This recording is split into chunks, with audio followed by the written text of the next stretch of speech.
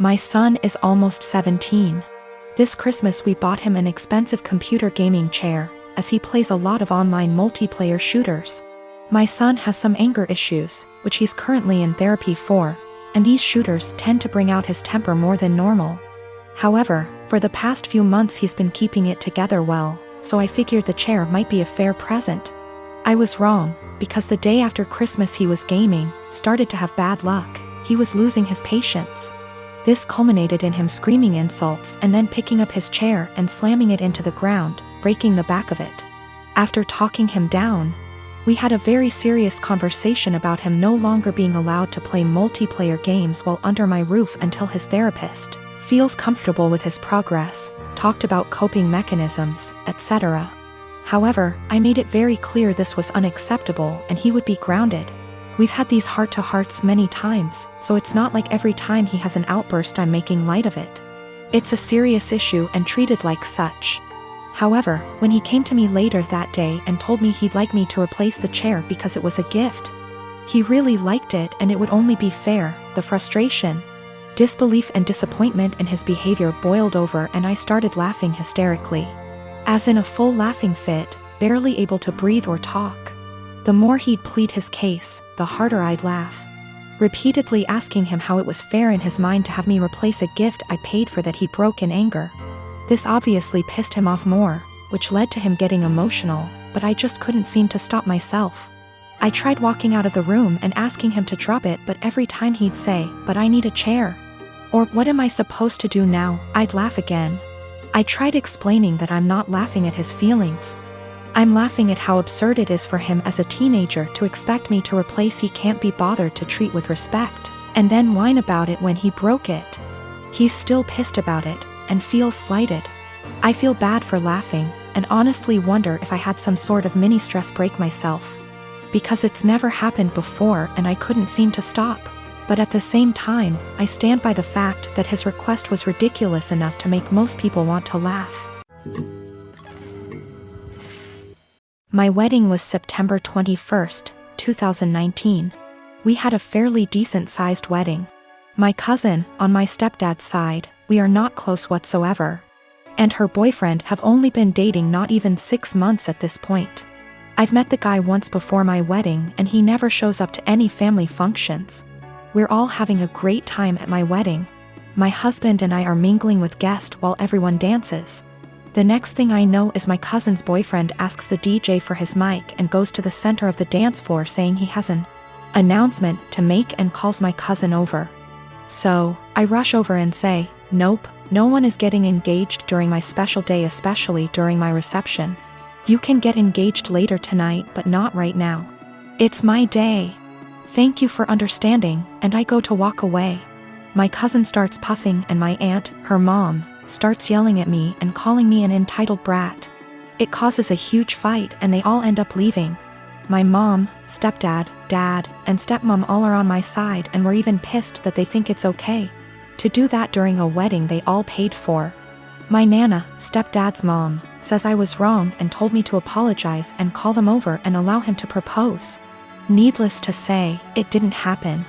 Flash forward to Christmas. It was terrible. My stepdad's entire side were rude and ignoring my husband and I. And of course, guess what happens? My cousin and her now fiancé announced their wedding date, September 21st, 2020. I'm beyond pissed and so not planning to go. It's my damn 1-year wedding anniversary. My family is upset that they would do that to piss me off for not allowing them to get engaged during my reception. My cousin says they chose to get married on their 1-year engagement anniversary. Either way, regardless of the real reason, I'm still upset. Of course, my nana is super excited. My mother is disabled due to a neurological disease. She was diagnosed in her late 30s, and I remember that she was sick and needed help. I used to really look up to her as a super mom who could overcome any obstacle. That was until my father died. My father died over 10 years ago when I was still in high school. At that time my brother and I lived with my parents. I got a job when I was in high school after he left, cleaning the house, mowing the grass, buying food with money from work, paying bills when I could. The minimum wage is low, and cooking dinner for my mom and myself almost every night. My brother was rarely at home, except to sleep or because he needed money. Over the years, my brother has been in and out of prison dozens and dozens of times for everything from drunk driving to drug possession to stealing from our mother to assault. He is currently incarcerated. No one mentions him or expects anything of him, except my mother who, in violation of a court order for her own protection that she herself asked for, sends him money and speaks to him weekly as well as sends letters. Back to my father's death, a 7-month bout with illness. Almost 2 years after my father's death, I graduated from high school and went to college out of state. I sent money to my mom when I was in college, and I distinctly remember, for example, using my scholarship I got in December to buy Christmas presents for my mom and brother, because I knew they wouldn't have anything if I won't buy. No one reciprocated, but I did not expect this. To be honest, I didn't care either until it became the norm over the next decade. That very Christmas, I was barely 18 years old, and I was collecting pennies to buy a cheap refrigerator after I returned home for the winter holidays with gifts, only to realize that there was no food in the house.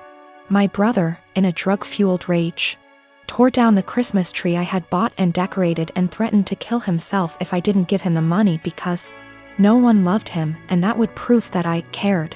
It is important to note that even during this time, my mother continued to let my brother, who became a criminal, back to the house. I'll try to skip my college and graduate years, but suffice it to say that I met my current husband and spent less and less time at home. When I was at home or when my husband and I were visiting, it was like this: clean my mom's house, buy mom food, cook for mom, take care of my mom. I was and remain very firm with my mother that I would not let my brother in my life as he threatened to kill me over the prescription cough syrup, threw me down the stairs and broke down the door to get to me, and some of the money I had at the time. I have no doubt that he will try to harm my child, my husband or me in order to get what he wants. He told me he would find me and he would teach me a lesson for his perception that I wronged him for not giving him money. And I have zero contact with him. I have blocked all numbers that have anything to do with him, including friends he calls from outside the prison. P.S. My mother let him take my number from her phone. I told my mom for years that I didn't want to have my brother in my life until he stopped using drugs for at least 1 year. To date, he is unable to do so. He stole tens of thousands of dollars from her.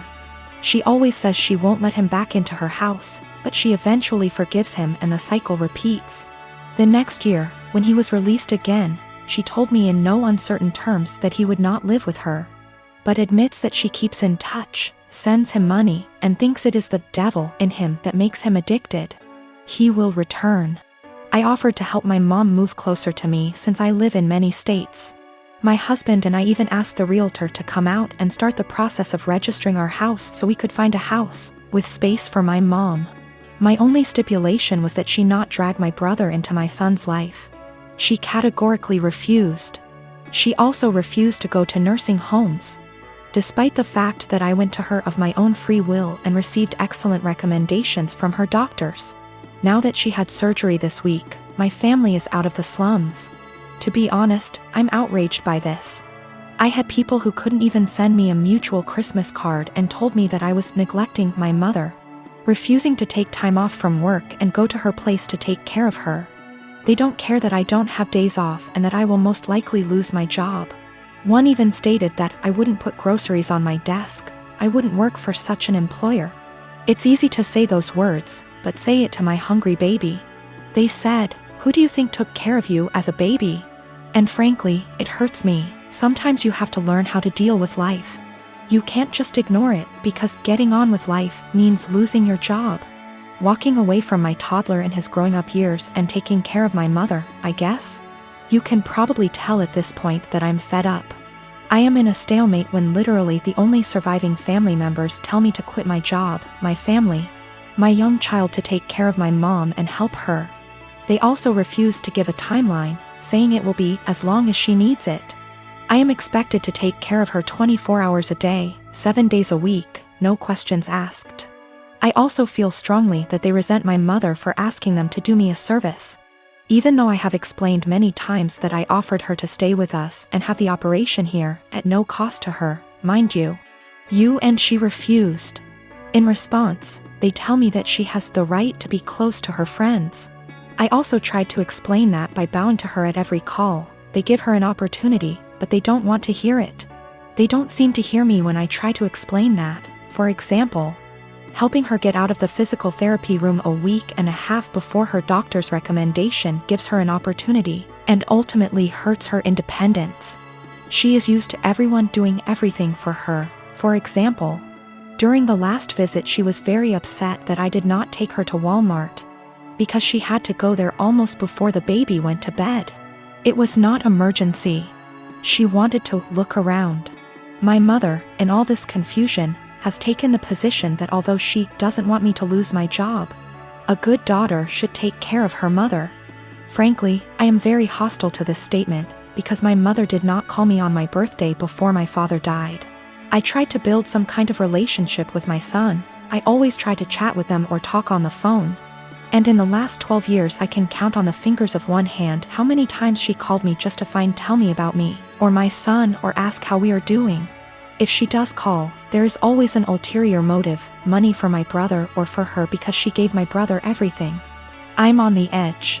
I can't work full-time, take care of my family, and expect to hear several times a week how bad a person I am for refusing to give up everything I've worked so hard to take care of mine. Mother. No matter what, I love my mom. My husband and his family saw it unfold and several people remarked, "Why are you even trying?" Meaning trying to schedule calls so she can talk / see my son. I invited her to my house earlier this month, scheduled plane tickets, airport assistance, etc. Just to watch her play on her phone or spend time playing with the dog instead of reading a book to my little one who just wanted her attention. Today, as if the last straw was needed, I called to check on her and she stated that she was going home against the doctor's orders because her dog needed her, because the dog was sick. First, he has a very minor skin condition that is almost 100% cured thanks to her friend giving him a prescribed ointment. Secondly, my little one got sick this week, meaning he didn't go to kindergarten for 3 days. And even after I told her about it, she never called to find out how he was. Just like she never called to check on him when he came down with the flu last year, or when he had a mysterious week and a half illness earlier this year that resulted in 4 doctor visits, and a temperature of 104 degrees. I can't take it anymore. I am literally writing this as a last resort. My husband tells me not to talk to anyone, that's the whole family I have left except for one paternal aunt, because he sees me cry when hurtful comments and guilt come into play. He sees me trying to hide it from my child. But then I feel like I'm giving them what they want, right? Look at little Miss Potato, such a bad person and so inept at dealing with life, she just chose to ignore us all. But I can't defend myself all day in front of extended family members whom I've seen for over 10 years. And in some cases over 2 decades. Nothing I say will ever be good enough. I was told in no uncertain terms that I was a terrible person because I refused to leave my husband and young child and move across the county to take care of my mother. Postscript, I am not subject to the FMLA. My employer is not large enough and there is no comparable law in my state. I have 1 day of vacation left due to my son getting sick earlier this year. My husband gets almost 3 times as many days off, so took many more days to take care of him. In general, I do not want to lose my job or look for another one. It's a good job, it's just limited to a small company. She refused to move in with me. Either my husband and I are building a mother-in-law, or we are moving to a bigger house, any aid agency or nursing home. She hesitates about allowing housework, but contradicts herself on the matter, telling me that Susie can help her if she needs anything, or that she has friends she can call, or, more often than not, she does well and can take care of herself. She wants help, but only when she wants it and only on her own terms. She told me that she would not end her relationship with my brother. I managed to get her to agree to a consultation after my brother attacked her, stole her car and pawned all her appliances. She moved to a domestic violence shelter but declined to press charges. This happened when I was 7 months pregnant, and when I refused to drive 20+ hours in a car. I was told essentially the same thing that I am being accused of now. She justifies my brother's behavior. He hooked up with the devil, and he can't leave him. I've talked to the Adult Protective Services counselors, and it all comes down to the fact that she's an adult.